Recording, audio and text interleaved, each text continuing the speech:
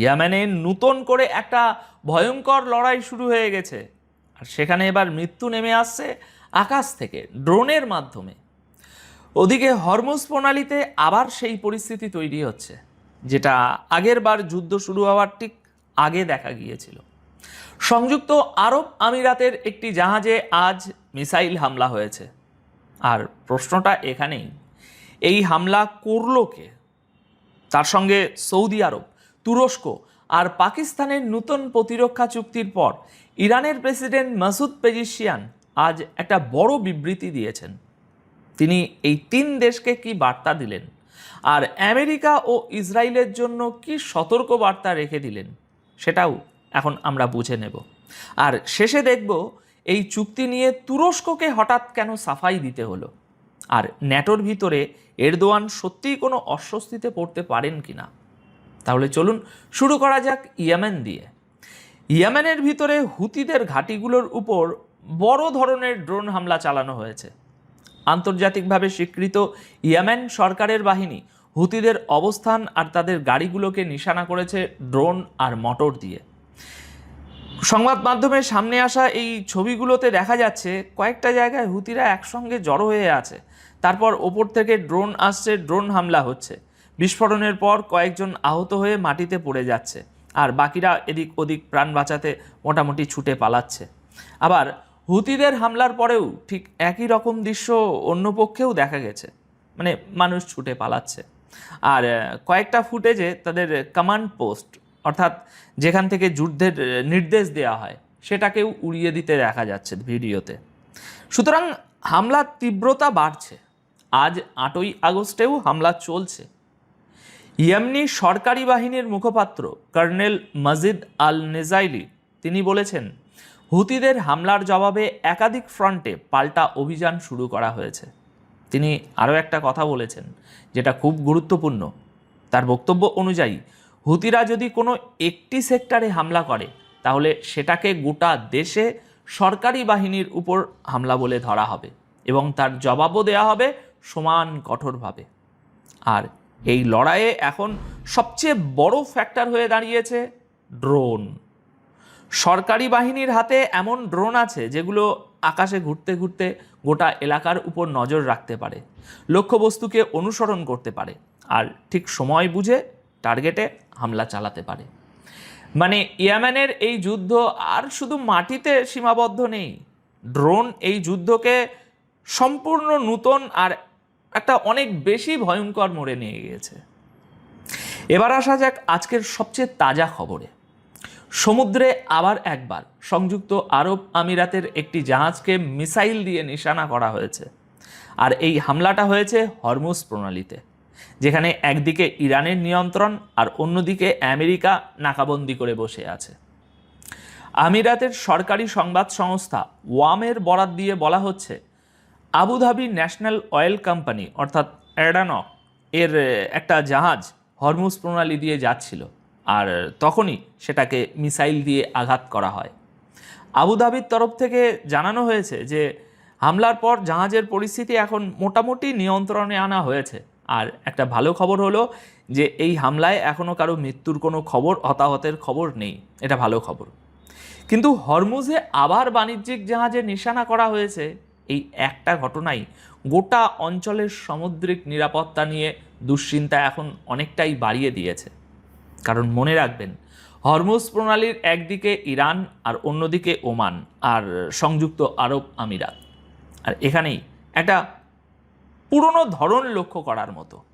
এর আগেও দেখা গেছে, প্রথমে সমুদ্রে জাহাজের উপর এই ধরনের হামলা হয়েছে, আর তার পরের রাতেই ইরানের উপর বোমাবর্ষণ শুরু হয়ে গেছে। তাই আজকের আসল প্রশ্নটা হলো, এই হামলা কি ইরান করেছে, নাকি ইরানের উপর আবার হামলা শুরু করার জন্য এই খেলাটা অন্য কেউ খেলল? কারণ এই প্রতিবেদন তৈরি হওয়া পর্যন্ত ইরান এই হামলা নিয়ে কোনো সরকারি বক্তব্য দেয়নি। এখানে অনুমান করে কিছু বলে দেওয়ার জায়গা নেই। এবার আসা যাক ইরানের প্রেসিডেন্টের সেই বিবৃতিতে, যেটা এই সময়ে এই খবরগুলোর সঙ্গে খুবই তাৎপর্যপূর্ণ। প্রশ্নটা হলো, মাসুদ পেজিশিয়ান কি ধর্মের নামে সৌদি আরব, তুরস্ক আর পাকিস্তানকে একটা বড় বার্তা দিতে চেয়েছিলেন। আর এই 3 দেশের নতুন প্রতিরক্ষা চুক্তির পর ইরান কি তাদের সঙ্গে সংঘাত এড়ানোর রাস্তা খুঁজছে? পেজিশিয়ানের বক্তব্য মন দিয়ে শুনলে দুটো দিক পরিষ্কার হয়ে যায়। একদিকে মুসলিম দেশগুলোকে একসঙ্গে আসার আহ্বান, আর অন্যদিকে আমেরিকা ও ইসরায়েলের উদ্দেশ্যে স্পষ্ট ইঙ্গিত যে ইরানের আসল সংঘাত তাদের সঙ্গেই, কোনো মুসলিম দেশের সঙ্গে নয়। তিনি বলেছেন, আমেরিকা আর ইসরায়েল চাইছে পারস্য উপসাগরের দেশগুলোকে ইরানের বিরুদ্ধে দাঁড় করিয়ে দিতে। ইরান সেটাই আটকানোর চেষ্টা করছে। তিনি এটাও স্বীকার করেছেন যে ইরানের ভিতরেও নানা রকম মত আছে, কিছু অভ্যন্তরীণ চ্যালেঞ্জ আছে, কিছু বিরোধ আছে, আর তার মতে আমেরিকা আর ইসরায়েল সেই পরিস্থিতিরই সুযোগ নেওয়ার চেষ্টা করছে এখন। এরপর তিনি এমন একটা কথা বলেছেন যেটা এই নতুন প্রতিরক্ষা চুক্তির প্রেক্ষিতে খুব বিশেষভাবে গুরুত্বপূর্ণ। তিনি বলেছেন, সব মুসলমান পরস্পরের ভাই, শিয়া হোক বা সুন্নি, প্রত্যেক মুসলমান আর এক মুসলমানের ভাই। এই কথাটা বলেছেন ইরানের প্রেসিডেন্ট। আর ঠিক এখানেই প্রশ্নটা তৈরি হয়, তিনি কি বোঝাতে চাইছেন যে ইরানের লড়াই অন্য মুসলিম দেশগুলোর সঙ্গে নয়? সৌদি আরব, তুরস্ক আর পাকিস্তানকে তিনি কি এই ভরসাটাই দিতে চাইছেন যে নতুন প্রতিরক্ষা জোট হওয়া সত্ত্বেও ইরান তাদের শত্রু মনে করে না? তবে এর সঙ্গেই পেজিশিয়ান ইরানের সামরিক অবস্থানটাও একেবারে পরিষ্কার করে দিয়েছেন। তিনি বলেছেন, আমেরিকা আর ইসরায়েলের উদ্দেশ্য ছিল ইরানকে পুরোপুরি নিরস্ত্র করে দেওয়া, কারণ ইরানের সামরিক আর প্রতিরক্ষা সক্ষমতা, অর্থাৎ নিজেকে বাঁচানোর যে ক্ষমতা, সেটা যদি একবার শেষ হয়ে যায়, তারপরে ইরানকেও গাজার মতো ধ্বংস করে দেওয়া হবে। অর্থাৎ তার দাবি অনুযায়ী ইরানকে গাজা বানিয়ে দেওয়ার পরিকল্পনা রয়েছে। আর সেই কারণেই ইরানকে বারবার বলা হচ্ছে, মিসাইল সক্ষমতা বন্ধ করো, নিজেদের মিসাইল শেষ করো, পরমাণু কর্মসূচি বন্ধ করো। পেজিশিয়ান স্পষ্ট বলেছেন, নিজেদের সামরিক আর প্রতিরক্ষা ক্ষমতা ছেড়ে দিয়ে ইরান কারো সামনে মাথা নত করবে না।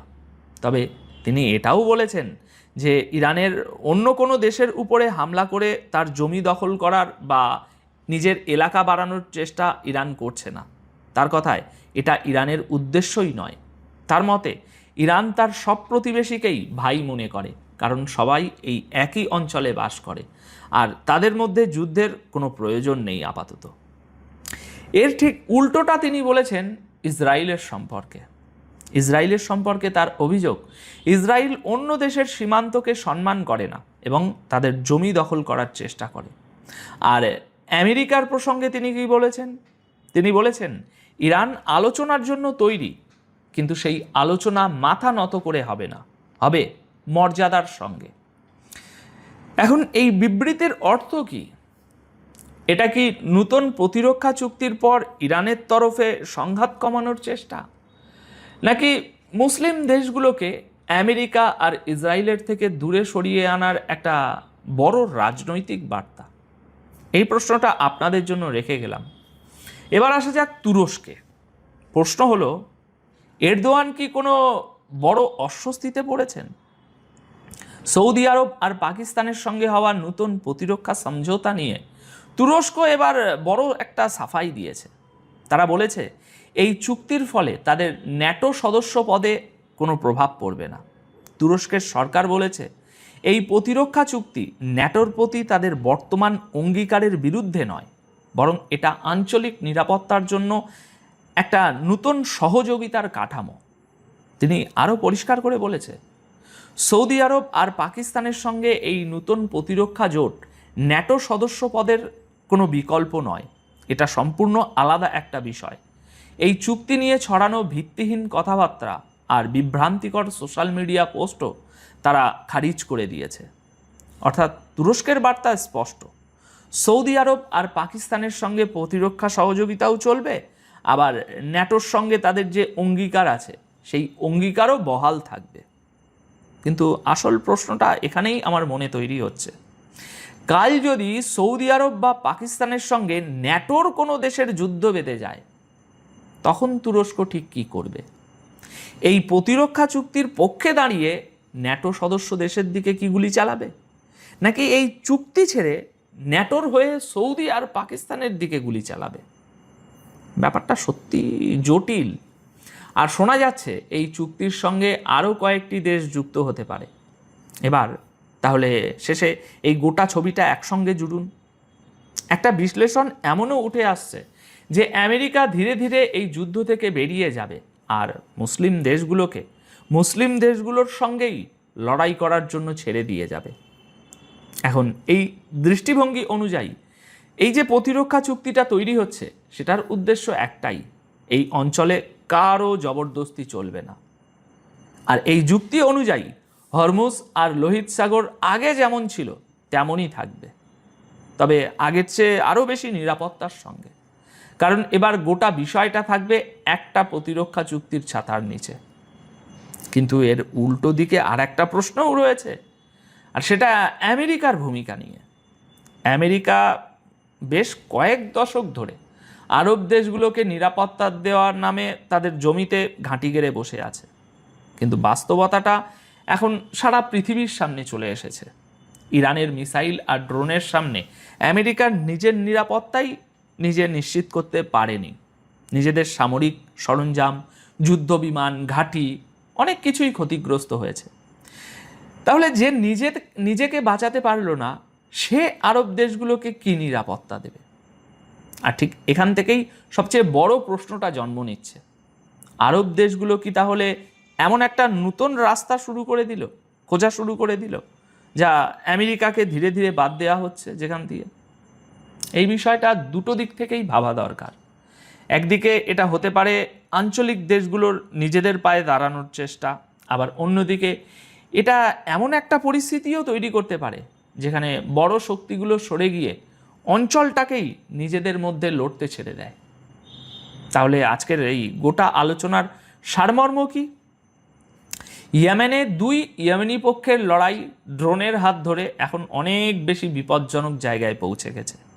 হরমুজে আমিরাতের জাহাজে আজ আবার মিসাইল হামলা হয়েছে, আর নিরাপত্তা সেটা আশঙ্কা বেড়েছে, অথচ হামলাকারীকে সেটা এখনও জানা যাচ্ছে না।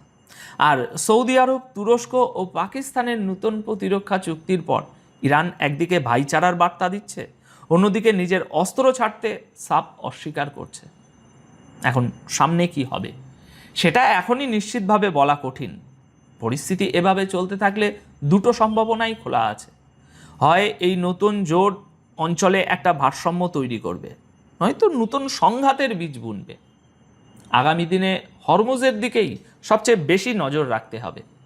এবার আপনার কাছে আমার একটা প্রশ্ন শেষে, আপনারা কি মনে করেন পেজিশিয়ানের এই বিবৃতি কি সত্যি সংঘাত কমানোর চেষ্টা, নাকি মুসলিম দেশগুলোকে আমেরিকা ও ইসরায়েলের থেকে সরিয়ে আনার একটা হিসেব করার রাজনৈতিক চাল? আপনার মতামত কমেন্ট বক্সে অবশ্যই জানান। ভিডিওটি শেষ পর্যন্ত দেখার জন্য আপনাদের সকলকে অসংখ্য ধন্যবাদ।